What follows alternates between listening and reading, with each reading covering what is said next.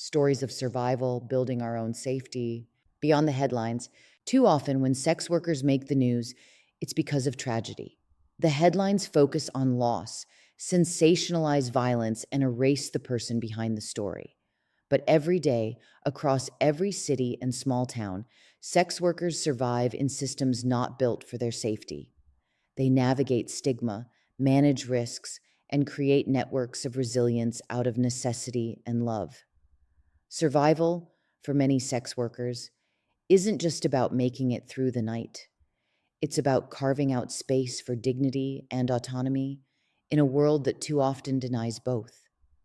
It's about finding ways to protect each other when the systems that promise safety instead bring harm.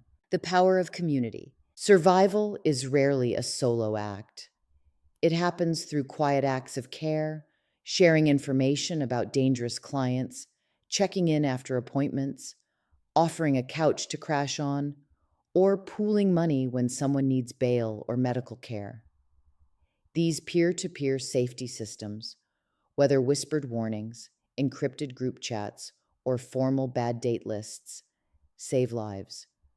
They form an invisible safety net woven from trust, experience, and solidarity. They are proof that sex workers are not passive victims of violence, but active architects of their own safety. In a world where institutions still criminalize and stigmatize us, community is both protection and protest. Every red umbrella lifted, every text sent to warn another worker, every act of mutual care is resistance in motion. Why stories matter. When sex workers tell their own stories, they reclaim the narrative. Survival stories expose the strength, creativity, and brilliance that mainstream media often ignores. They remind the world that sex workers are organizers, caregivers, parents, and protectors, people who innovate safety in the face of systemic neglect. These stories also build bridges. They challenge the public to see sex workers not as symbols of vice or pity, but as people navigating unjust systems with courage and community. On December 17th, remembering lives lost is sacred, but so is celebrating those who continue to live, resist, and rebuild. Why systems fail. Mainstream institutions have failed to create real safety for sex workers. Too often, we're treated as problems to be solved or people to be rescued, rather than individuals with rights and agency. Laws criminalize our survival. Police raids masquerade as protection. Social services deny support unless we conform to narratives of victimhood. This systemic neglect has forced sex workers to develop their own systems of safety, because waiting for institutional justice is not an option when lives are on the line.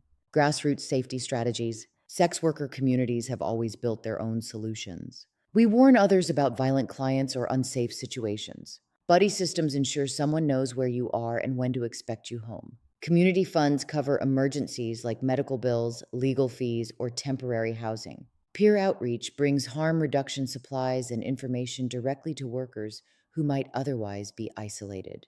These strategies are not stopgaps. They are living proof that safety built by and for sex workers is more effective than any top-down policing model.